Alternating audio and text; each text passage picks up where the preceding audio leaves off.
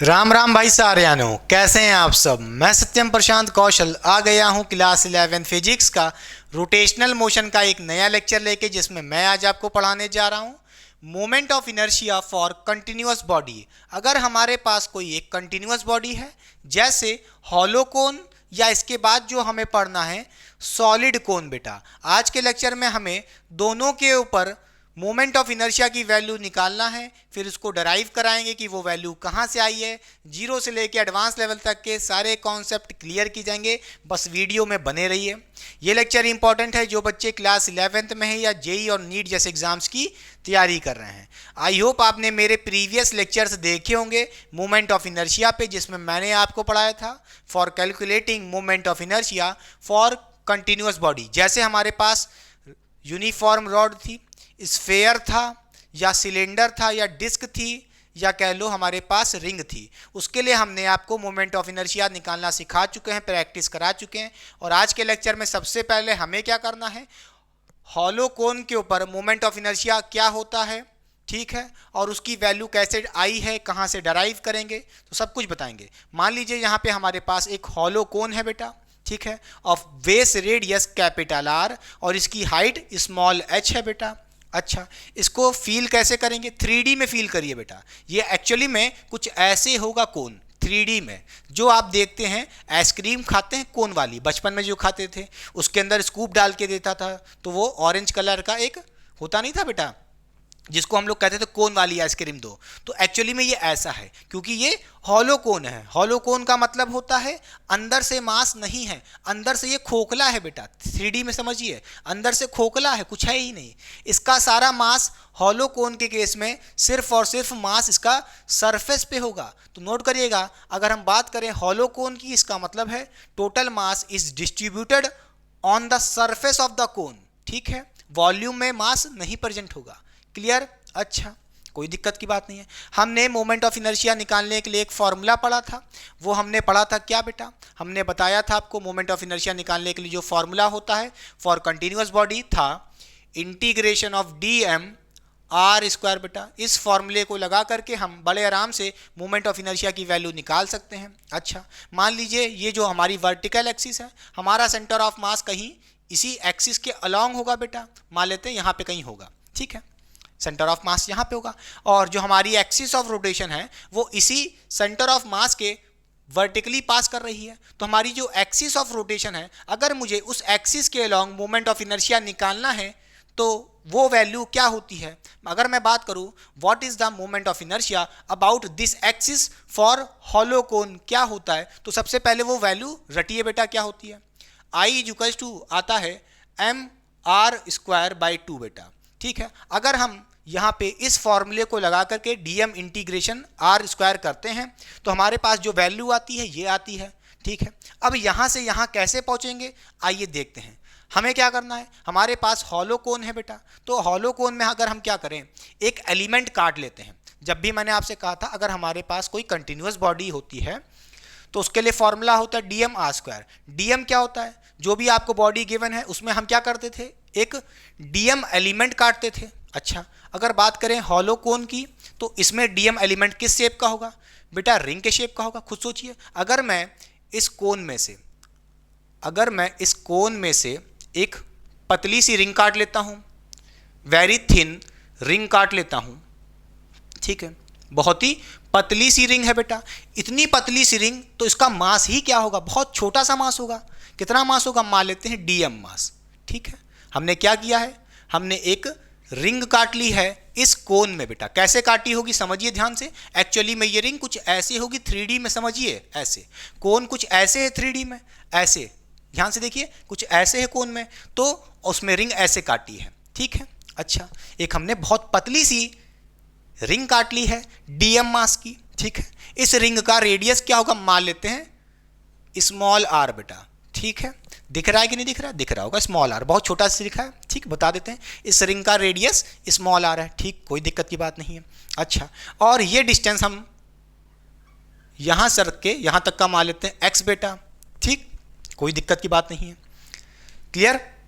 अच्छा, अब हम क्या करेंगे, ऐसे ही dm मास काट लेंगे, एक रिंग काटी, ठीक।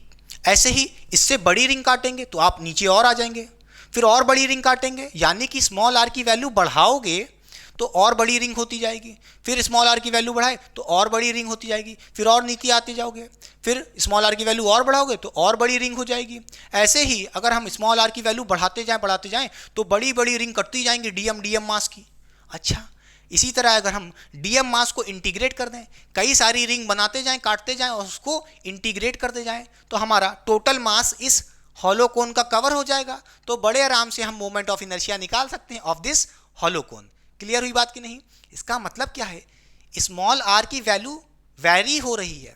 खुद सोचिए, अगर आप x की वैल्यू ये है बेटा, ये x है, x की वैल्यू बढ़ाओगे, ध्यान से देखिए, x की वैल्यू बढ़ाओगे, ये रिंग नीचे लाओगे बेटा तो और बड़ी रिंग बनेगी। खुद सोचिए, स्मॉल आर की वैल्यू बढ़ेगी। अरे खुद सोचो, आप x की वैल्यू नीचे लाओगे, x की वैल्यू नीचे लाओगे तो क्या होगा बेटा, क्या होगा, बड़ी सी रिंग बनेगी। ध्यान से देखिए, बड़ी सी रिंग और बड़ी सी रिंग, क्योंकि स्मॉल आर की वैल्यू बढ़ती जाएगी नीचे आने पे, x की वैल्यू चेंज होगी तो आर की वैल्यू चेंज होगी। हाँ या ना? क्लियर हो रही बात कि नहीं? क्लियर? अच्छा, समझ गया, क्लियर हो गई बात। इसका मतलब क्या है कि जैसे जैसे x की वैल्यू चेंज होगी स्मॉल आर की वैल्यू चेंज होगी। तो क्या करना पड़ेगा, आइए बताते हैं। देखिए, ये सब हो गया बात। अब सबसे पहले हमें क्या करना होगा, हमें इस डीएम की वैल्यू निकालनी पड़ेगी। अब ये डीएम की वैल्यू कहाँ से निकालोगे, देखिए उसको निकालने के लिए क्या पढ़ना पड़ेगा। देखिए हमारे पास क्या है, हॉलो कोन है, और हॉलो कोन के लिए हम क्या टर्म यूज़ करते हैं, सरफेस मास डेंसिटी। ठीक है, क्या यूज़ करते हैं, टर्म सरफेस मास डेंसिटी। ठीक, क्यों यूज़ करते हैं सरफेस मास डेंसिटी, क्योंकि भाई जो हॉलो कोन है सारा का सारा मास कहाँ पे होगा, सिर्फ सरफेस पे प्रेजेंट है, अंदर से तो खाली है। क्लियर? तो हम क्या यूज़ करते हैं, सरफेस मास डेंसिटी। इसको हम डिनोट करते हैं सिग्मा से। ये क्या होता है, मास पर यूनिट एरिया होता है। क्लियर? अच्छा, तो अगर मैं पूछूं सिग्मा या कह लो surface mass density of this hollow cone, ये जो हमारा पूरा हॉलो कोन है इसका सरफेस मास डेंसिटी क्या होगा, बोलिए, मास इसका m होगा बेटा कोन का, और अपॉन एरिया।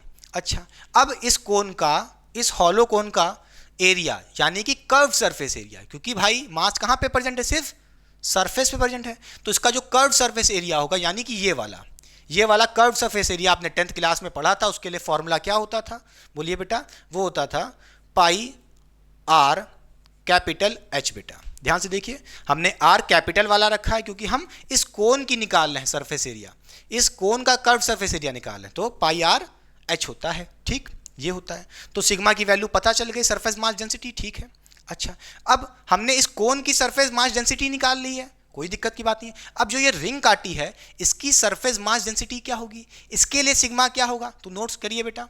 अब देखिए, इसको बाहर निकाल लेते हैं, हम इस रिंग को बाहर निकाल के देखते हैं। ठीक, ये हमारी रिंग थी बेटा, बहुत ही पतली सी रिंग।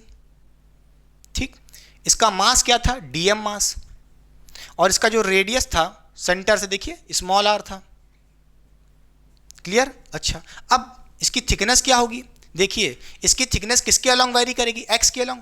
भाई इस रिंग की चौड़ाई या कह लो ब्रेथ या थिकनेस, जो मोटापा होगा इस रिंग का कितनी होगी, किसके अलोंग वेरी कर रही है, एक्स के अलोंग ही तो वेरी कर रही है। कितनी पतली रिंग किसके अलोंग वेरी कर रही है, एक्स के अलोंग।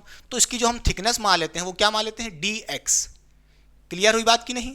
डी एक्स क्यों माना, क्योंकि इसकी थिकनेस एक्स के अलोंग वेरी कर रही है। क्लियर? ठीक है, समझ गया। अच्छा, इसके लिए अगर मैं पूछूं सिग्मा क्या होगा, सरफेस मास डेंसिटी सेम ही होगा बेटा। कैसे निकालेंगे, फॉर्मूला है मास पर यूनिट एरिया।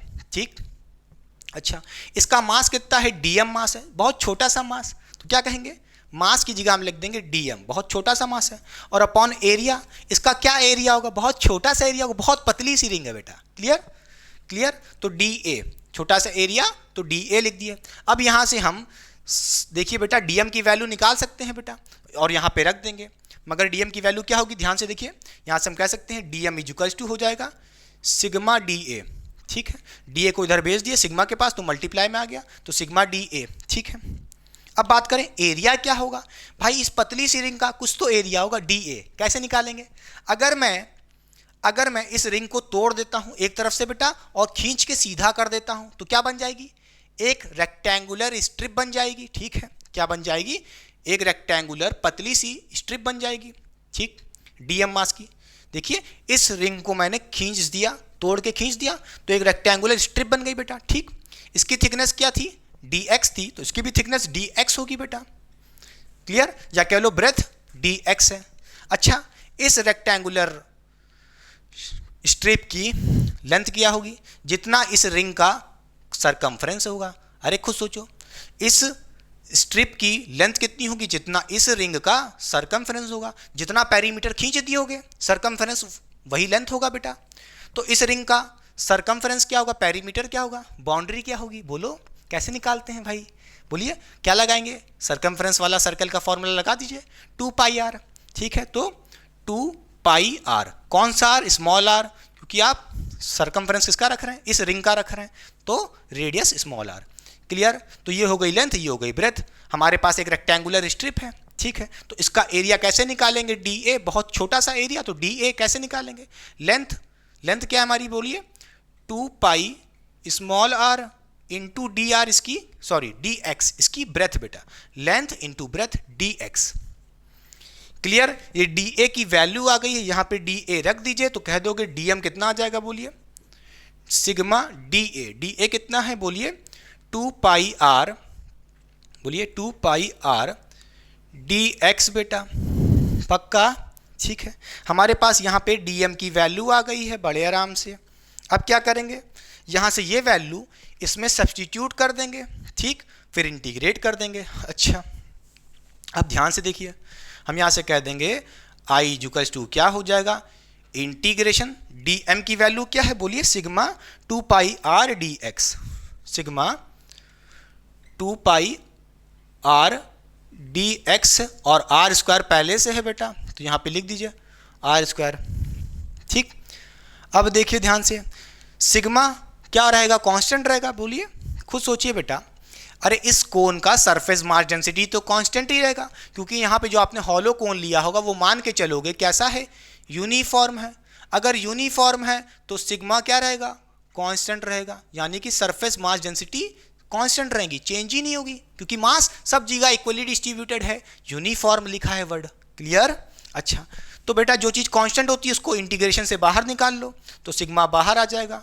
2π भी कांस्टेंट है तो इसको भी बाहर निकाल लिया। ठीक है, अब क्या करेंगे, अब क्या करेंगे, ध्यान से देखिए, क्या बचा, r इंटू आर स्क्वायर। ठीक, अच्छा, तो हमें किसका इंटीग्रेशन करना है, r इंटू आर स्क्वायर, यानी कि r की power 3 with respect to dx बेटा, कोई दिक्कत की बात नहीं है। मगर खुद सोचिए, अगर हमें r की पावर 3 का इंटीग्रेशन करना है तो विद रिस्पेक्ट टू dx कैसे कर पाएंगे, कैसे कर पाएंगे, तो हमें क्या करना है, r की एक ऐसी वैल्यू चाहिए होगी जिसमें एक dx भी हो, हाँ या ना, तो हमें r की वैल्यू चाहिए जिसमें dx भी हो। अच्छा, क्यों चाहिए, खुद सोचो, खुद सोचो बेटा, क्यों चाहिए, अरे खुद सोचो ना, जो ये स्मॉल r की वैल्यू है, जो ये स्मॉल r की वैल्यू है, इस रिंग की रेडियस है, ये वैरी कर रही है विद रिस्पेक्ट टू x। खुद सोचिए भाई, x चेंज होगा, x देखिए, देखिए बेटा, x की वैल्यू कम करोगे या कह लो x बढ़ाते जाओगे, नीचे आओगे तो x की वैल्यू चेंज होगी, तो इस स्मॉल r की वैल्यू भी चेंज होगी। अरे x की वैल्यू चेंज करोगे, आप यहाँ पे आ जाओगे, आप यहाँ पे रिंग काटोगे तो स्मॉल r की वैल्यू बढ़ जाएगी बेटा, खुद सोचिए, हाँ या ना। अरे x की वैल्यू बढ़ाओगे तो नीचे आओगे तो बड़ी सी रिंग काटोगे, फिर नीचे आओगे, x की वैल्यू और बढ़ाओगे तो और नीचे आओगे तो और बड़ी सी रिंग काटोगे जिसका रेडियस स्मॉल r की वैल्यू और ज़्यादा होगी। इसका मतलब r की वैल्यू x के वजह से चेंज हो रही है, बोलिए हाँ या ना। तो हमें r की वैल्यू चाहिए होगी इन टर्म ऑफ x बेटा। ठीक है, कोई दिक्कत की बात नहीं है। तो यहाँ से हम r की वैल्यू निकाल के ले आएंगे, कहाँ से, ध्यान से देखिए, ये मिटा दें पूरा, चलिए पक्का मिटा रहे हैं, चलिए अब देखिए बच्चा, अब हम r की वैल्यू कहाँ से निकाल के लाएंगे, ध्यान से देखिए, यहाँ पे हमको एक ट्रायंगल दिख रहा है, क्या, एक बड़ा सा ट्रायंगल देखिए ये वाला, और एक छोटा सा ट्रायंगल दिख रहा है ये वाला। तो ध्यान से देखिए बेटा, ठीक, देखिए ये जो हमको रेडियस दिख रहा है, या कह लो ये जो बेस दिख रहा है हमको कैपिटल R दिख रहा है, और ये देखिए हमको स्मॉल r दिख रहा है। ठीक, और ये डिस्टेंस हमको कितनी दिख रही है बेटा, x दिख रही है। ठीक, कोई दिक्कत नहीं। और ये टोटल डिस्टेंस कितनी दिख रही है, h देखिए ये पूरा कितना होगा, h के बराबर है, ठीक है, कोई दिक्कत की बात नहीं है। अब यहाँ से हम स्मॉल r की वैल्यू कैसे निकालेंगे। अब कई बच्चे जो 10th में होंगे उन्होंने सीरियसली नहीं पढ़ा होगा, तो सिमिलैरिटी थ्योरम आपने पढ़ी होगी शायद। तो वो क्या कहती है, अगर कोई दो ट्रायंगल सिमिलर हैं या कह लो सिमिलर हैं तो उनके बेस का रेशियो और उनके हाइट का रेशियो सेम रहता है। फिर बोलते हैं if two triangles are similar then the base of two triangles, the ratio of base of two triangles is equal to the ratio of height of two triangle. ध्यान से देखिए, अब वो दो ट्रायंगल जो सिमिलर हैं वो कौन से हैं उसको देखिए बेटा। एक तो ये छोटा सा ट्रायंगल देखिए, एक छोटा सा ट्रायंगल, ठीक, एक ये छोटा सा ट्रायंगल और एक बड़ा सा ट्रायंगल, ये देखिए ये दोनों सिमिलर हैं। तो देखिए छोटे से ट्रायंगल का बेस कितना है, स्मॉल आर है, और बड़े वाले ट्रायंगल का बेस कैपिटल आर है। तो हम बेस रेशियो लेंगे, कितना हो जाएगा, आर अपॉन कैपिटल आर बेटा, ठीक है। हमने कहा बेस का रेशियो किसके इक्वल होता है, किसके इक्वल होता है, हाइट के रेशियो के बराबर। तो इस स्मॉल ट्रायंगल को देखिए उसकी हाइट x है, और बड़े वाले ट्रायंगल को देखिए बेटा उसकी हाइट h है। तो यहाँ से हम स्मॉल r की वैल्यू निकाल सकते हैं। क्या हो जाएगी बोलिए, स्मॉल r की वैल्यू हो जाएगी क्या, कैपिटल R को ऊपर भेज देंगे मल्टीप्लाई में, तो क्या हो जाएगा एक्स आर अपॉन एच हो जाएगा। ठीक बेटा, कोई दिक्कत इसमें नहीं। तो यहाँ पे हम क्या करें, स्मॉल r की वैल्यू ध्यान से देखिए, लिख सकते हैं कितनी आई है, x capital R upon H बेटा, ठीक। अब इस वैल्यू को इसमें रख देंगे, फिर इंटीग्रेट करेंगे। क्लियर, पक्का। चलिए ये मिटा दे रहे हैं पूरा।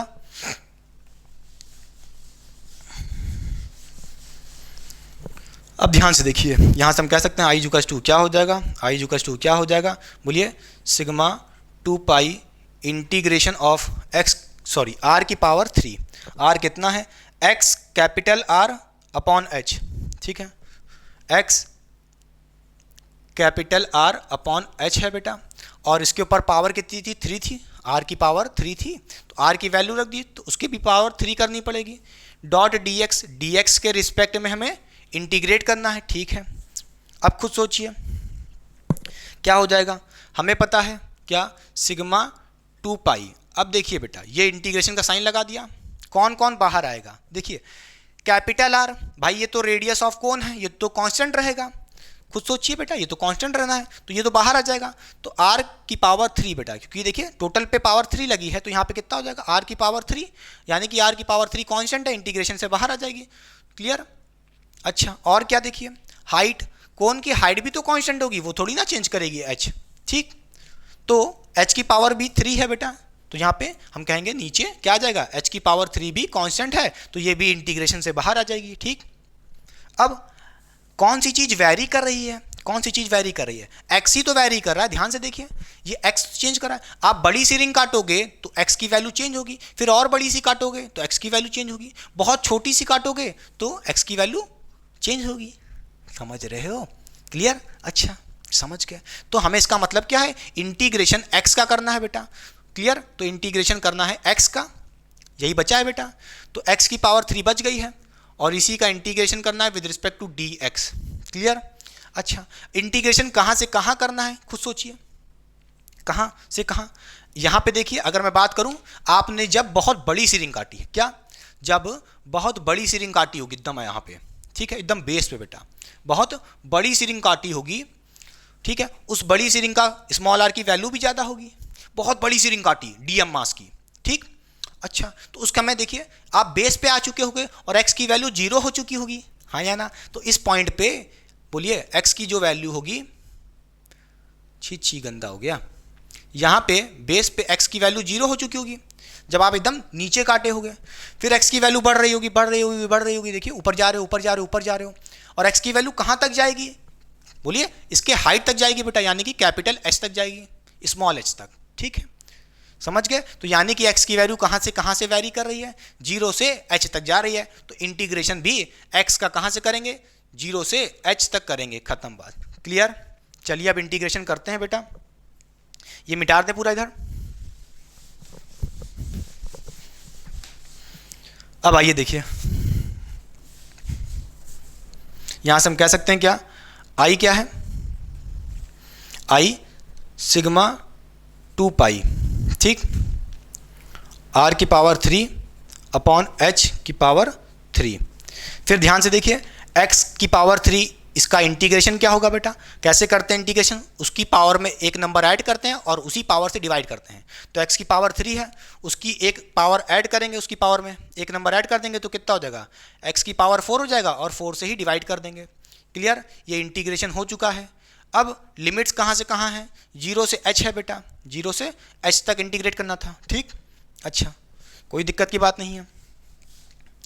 अब देखिए क्या होगा, यहाँ से हम कह सकते हैं सिग्मा क्या हो जाएगा, 2 पाई r की पावर 3 हो जाएगा और अपॉन में h की पावर 3 था। ठीक, अब क्या करना है, एक बार x की वैल्यू अपर लिमिट रखनी है स्मॉल h, फिर माइनस करके लोअर लिमिट x की वैल्यू 0 रखनी है। तो यहाँ से कह दोगे क्या, x की वैल्यू एक बार h रखेंगे तो h की पावर 4 हो जाएगा और अपॉन में भी 4 है बेटा। ठीक, कोई दिक्कत नहीं। फिर माइनस लोअर लिमिट रखेंगे x की वैल्यू तो 0 रखेंगे तो सब कुछ 0 हो जाएगा। x की वैल्यू भाई 0 रखोगे सब 0, खत्म बात। क्लियर, अब ध्यान से देखिए, ध्यान से देखिए, यहाँ से हम कह सकते हैं sigma 2 pi capital R cube upon h है बेटा, h की पावर 3 और इनटू में क्या बचेगा, h की पावर 4 अपॉन 4 बेटा।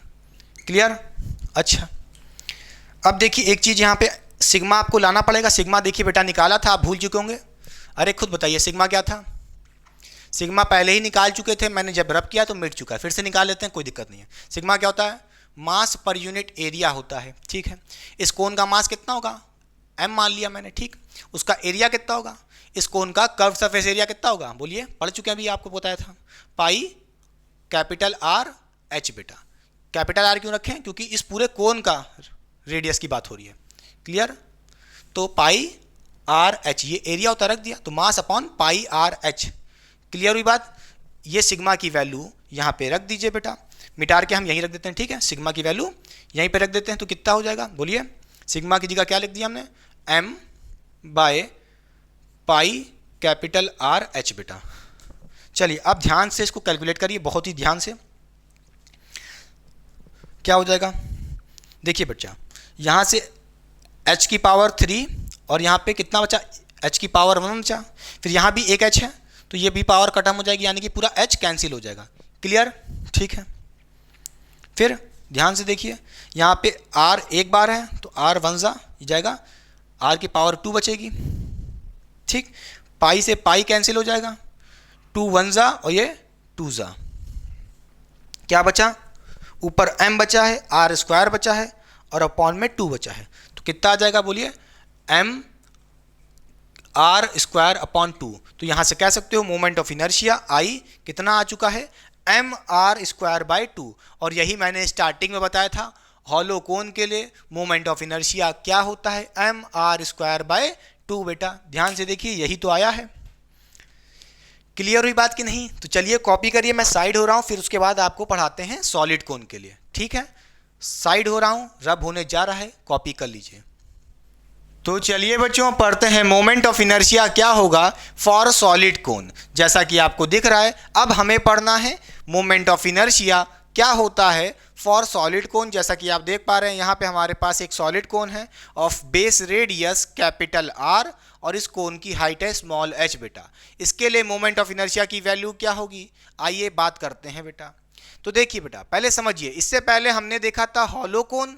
हॉलो कोन में आपने देखा था वहां पे मास सिर्फ और सिर्फ सरफेस पे डिस्ट्रीब्यूटेड था, वॉल्यूम में नहीं डिस्ट्रीब्यूटेड था। मगर अब आपके पास कौन सा कोन है, सॉलिड कोन। इसको 3D में समझिए बेटा, कुछ ऐसा होगा, अंदर से भरा हुआ होगा, सॉलिड कोन। इसका मतलब ये है, यहाँ पे जो सॉलिड कोन है इसका जो मास होगा पूरे वॉल्यूम में डिस्ट्रीब्यूटेड है, सिर्फ सरफेस पे नहीं है बेटा। क्लियर, अच्छा, तो हम यहाँ से इस वर्टिकल एक्सिस के अलोंग मोमेंट ऑफ इनर्शिया निकाल सकते हैं।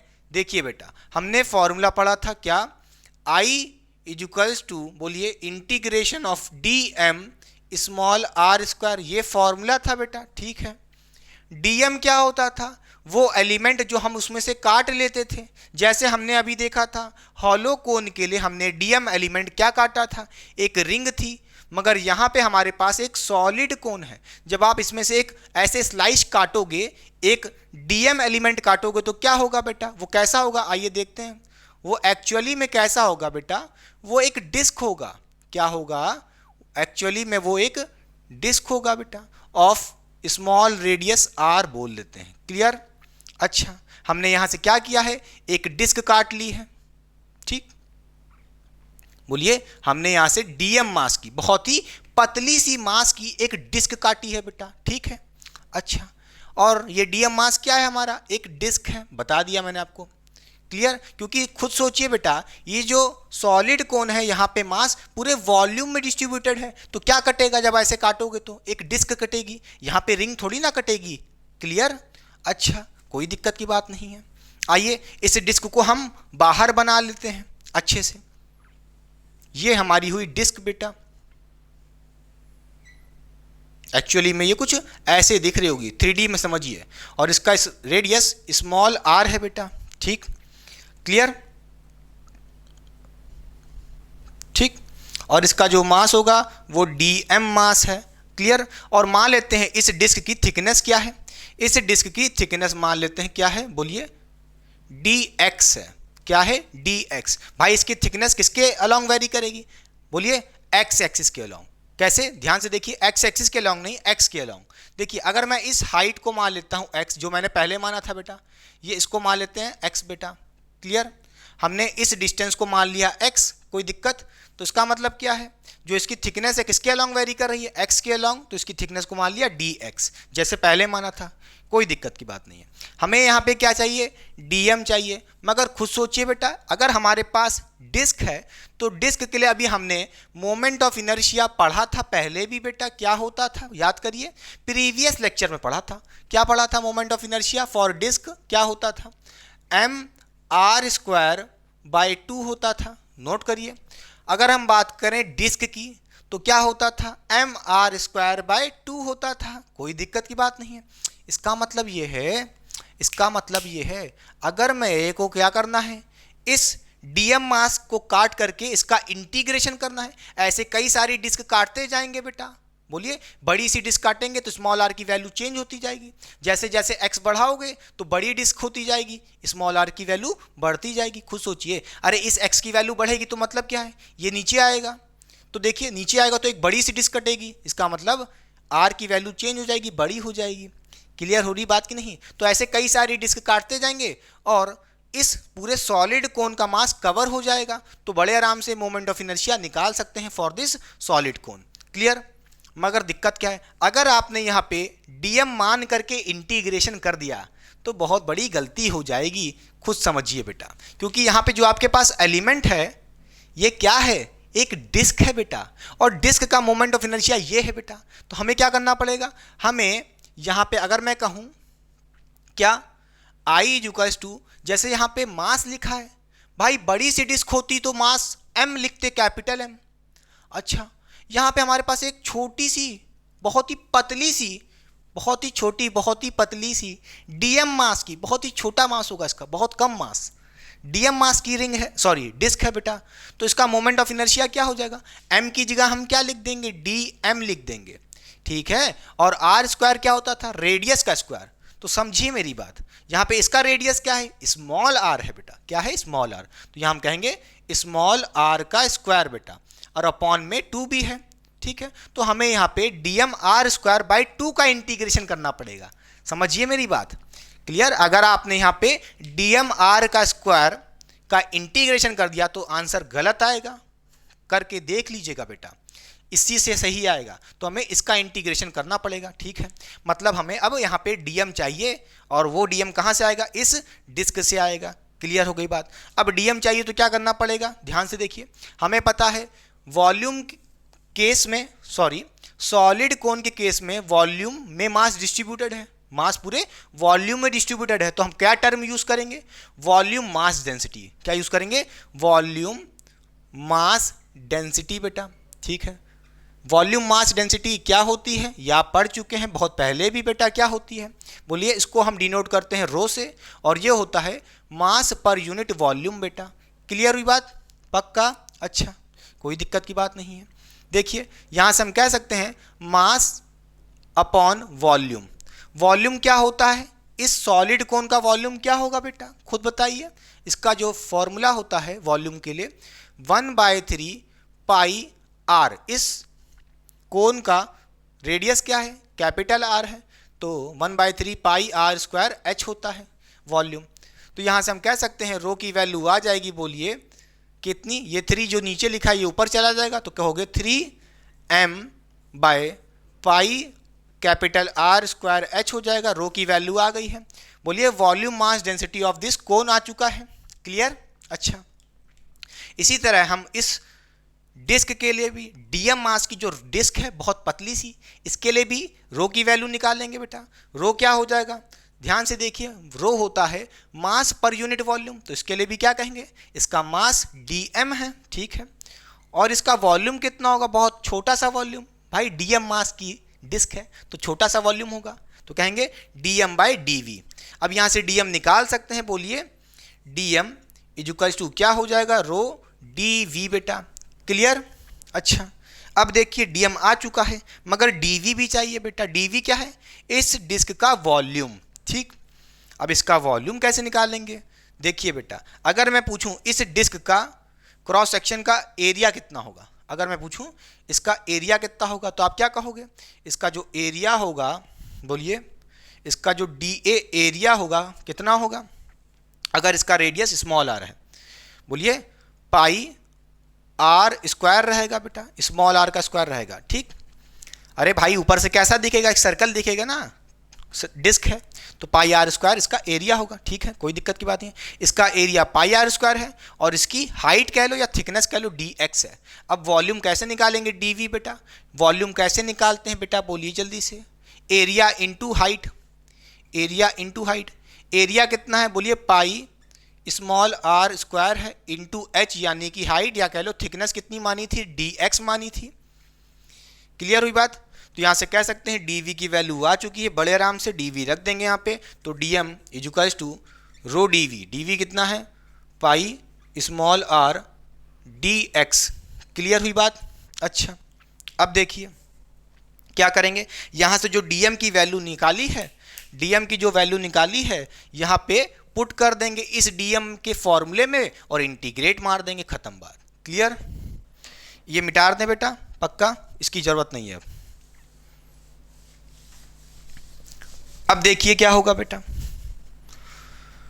यहां से हम कह सकते हैं I = बोलिए इंटीग्रेशन ऑफ dm, और dm क्या आया है बेटा, बोलिए rho pi R square dx, rho pi small R square dx आया है और एक आर स्क्वायर पहले से ही है। क्लियर। और अपॉन 2।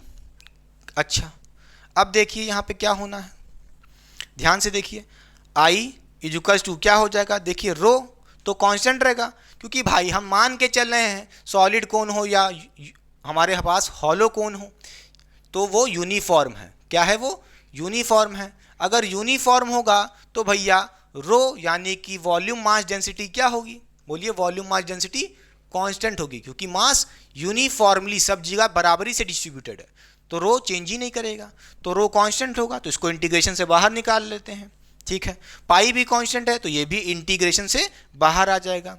अच्छा, r square into r square, ये कितना हो जाएगा बेटा, बोलिए आर की पावर 4 हो जाएगा।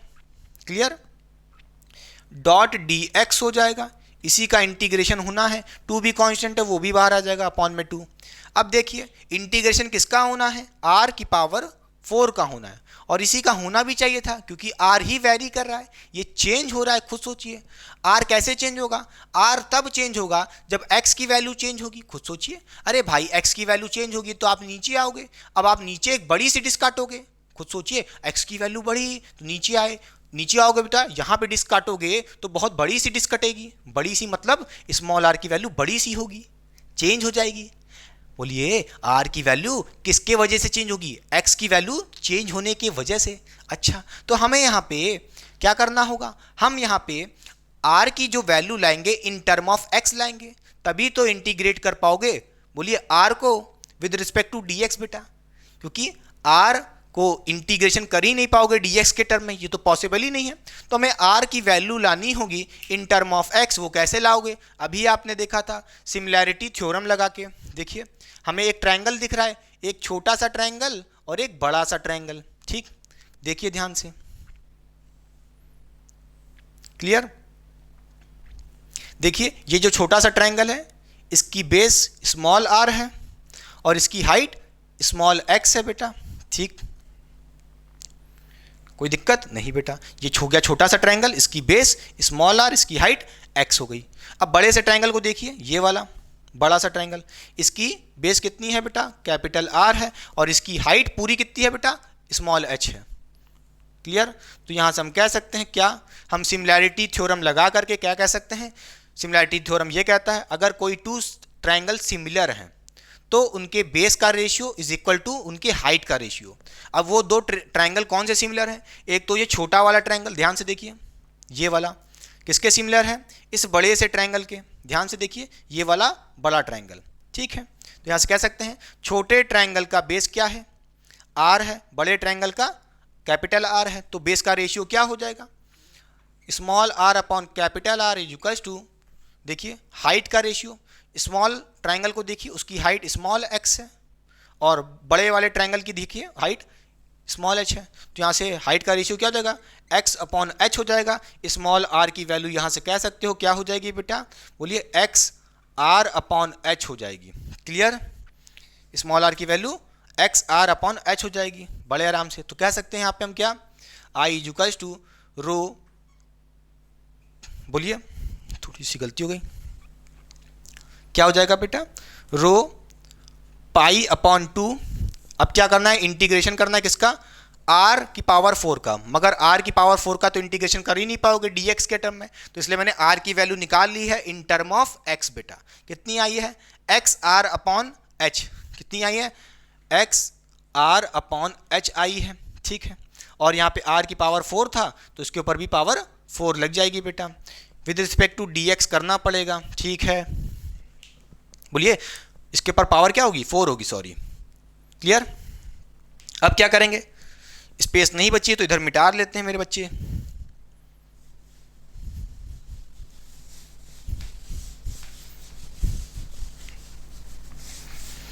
अब देखिए क्या करना पड़ेगा इसका इंटीग्रेशन करने के लिए। यहां से हम कह सकते हैं I इक्वल्स टू क्या हो जाएगा? Rho pi by 2, rho pi by 2 integration. अब ध्यान से देखिए, यहाँ पे x वैरी कर रहा है बेटा, मगर r की पावर 4, ध्यान से देखिए जब ब्रैकेट खोलेंगे तो क्या क्या मिलेगा? r की पावर 4 बाई रेडियस r, ये तो कांस्टेंट ही रहेगा, ये तो बाहर आ जाएगा इंटीग्रेशन से, तो r की पावर 4 ये बाहर आ गया। h देखिए बेटा, इसकी पावर भी 4 होगा, ब्रैकेट पे पावर 4 लगी है, तो h यानी कि हाइट ऑफ द कोन ये भी नहीं चेंज करेगी, ये भी इंटीग्रेशन से बाहर आ जाएगा। तो क्या कहोगे? h की पावर 4 ये भी बाहर आ गया। बचा क्या अंदर बेटा? इंटीग्रेशन बचा है x की पावर 4 का। Clear? With respect to dx करना है बड़े आराम से। क्लियर? अच्छा, फिर यहाँ कह सकते हो क्या? I equals to rho pi r की पावर 4 अपॉन 2h की पावर 4। ठीक है, फिर यहाँ से कहोगे इंटीग्रेशन करना है x का, नहीं x की पावर 4 का। कैसे करते हैं भाई? उसकी पावर में एक नंबर ऐड करते हैं और उसी पावर से डिवाइड करते हैं। तो यहाँ से कह दोगे x की पावर 4 है, उसमें एक नंबर ऐड करोगे तो x की पावर 5 हुआ और उसी पावर से डिवाइड कर देंगे 5 से। ठीक, ये हो गया इंटीग्रेशन। अब इंटीग्रेशन कहाँ से कहाँ करते हैं बोलिए बेटा? x की वैल्यू कहाँ से कहाँ चेंज होगी भाई? सबसे बड़ी रिंग काटोगे तो यहाँ पे होगे, इसका मतलब यहाँ पे x की वैल्यू 0 होगी। खुद सोचिए, अरे भाई यहाँ पे x की वैल्यू 0 होगी, ऐसे जाते जाओगे जाते जाओगे जाते जाओगे, देखिए हाइट तक पहुँच जाओगे, इस पूरी कोन की हाइट को कवर कर लोगे, तो x की वैल्यू क्या हो जाएगी? टॉप पे स्मॉल h हो जाएगी। तो इंटीग्रेशन कहाँ से कहाँ होना था बोलिए? 0 से h होना था, तो लिमिट्स क्या होंगी? 0 से h होंगी। खत्म बात बेटा। फिर क्या करेंगे? यहाँ से हम कह सकते हैं I इक्वल्स टू रो। अब देखिए रो की वैल्यू क्या थी? 3m by pi r square h थी। कितनी थी? 3m, बोलिए पाई r स्क्वायर h, ये थी बेटा रो की वैल्यू। फिर पाई ऊपर मल्टीप्लाई में है एक, फिर r की पावर 4 है और अपॉन में क्या था? 2h की पावर 4 ये भी है। क्लियर, कोई गड़बड़ी नहीं करनी है। फिर क्या करना है, इनटू x की पावर 5 है तो क्या करेंगे, एक बार x की वैल्यू क्या रखेंगे, h रखेंगे बेटा x की वैल्यू, फिर माइनस करके लोअर लिमिट रख देंगे। तो यहाँ से कह सकते हो x की पावर 5 है तो x की वैल्यू 4 रखोगे तो क्या हो जाएगा, h की पावर 5 हो जाएगी, ठीक है, और अपॉन 5 हो जाएगा। फिर माइनस लोअर लिमिट रखोगे बेटा 0 तो सब 0 हो जाएगा, तो यहाँ 0 लिखोगे, क्लियर, यहाँ पे 0 लिखोगे। तो 0 लिखने का कोई मतलब ही नहीं, मैं डायरेक्ट कर देता हूँ, यहाँ पे कोई मतलब नहीं है, 0 हटा दो बेटा, ठीक है, ब्रैकेट भी हट जाएगा। समझ गया कि नहीं समझ गया? अच्छा, सॉल्व करिए, यहाँ से क्या हो जाएगा, देखिए एक h यहाँ है और h की पावर 4 यहाँ है, तो नीचे कितना हो गया, h की पावर 5 हो गया और ऊपर h की पावर 5 पूरी कंप्लीट खत्म। फिर देखिए क्या हो जाएगा, बोलिए क्या बचेगा, देखिए r की पावर 2 नीचे है और r की पावर 4, तो यहाँ पे एक पावर दो पावर बचेगी बेटा, r की पावर 2 बचेगा, क्लियर, समझ गए? और क्या क्या कैंसिल हो रहा है, पाई से पाई मर जाएगा। अब देखिए यहाँ से कह सकते हो i की वैल्यू आ जाएगी 3m, बोलिए 3m, और यहाँ पे r स्क्वायर था तो कहोगे 3m r की पावर कितना है, 2 है, और अपॉन में ध्यान से देखिए कितना है, 2 बचा है और 5 बचा है मल्टीप्लिकेशन में नीचे, तो हो जाएगा 10 बेटा। तो मोमेंट ऑफ इनर्शिया कितना आ चुका है, बोलिए कितना आ चुका है, I इज इक्वल्स टू कितना है, 3m capital R square upon कितना है, 10 है बेटा। ये हमारा मोमेंट ऑफ इनर्शिया है फॉर द सॉलिड कोन। अगर हमारे पास कोई एक सॉलिड कोन है तो उसके लिए मोमेंट ऑफ इनर्शिया की वैल्यू क्या होगी, 3mr स्क्वायर अपॉन 10 बेटा, ठीक है। ये मोमेंट ऑफ इनर्शिया बेटा जो आएगा वो किस एक्सिस के अलोंग आएगा, वो इस वर्टिकल एक्सिस के along passing from the centre of mass, इस एक्सिस के अलोंग जब ये हमारा सॉलिड कोन ऐसे ऐसे गोल गोल रोटेशन मोशन करेगा तो उसके लिए मोमेंट ऑफ इनर्शिया की वैल्यू सॉलिड कोन के लिए क्या होगी, 3mr स्क्वायर बाय 10। नोट करिए नोट करिए नोट करिए, गलती मत करिएगा।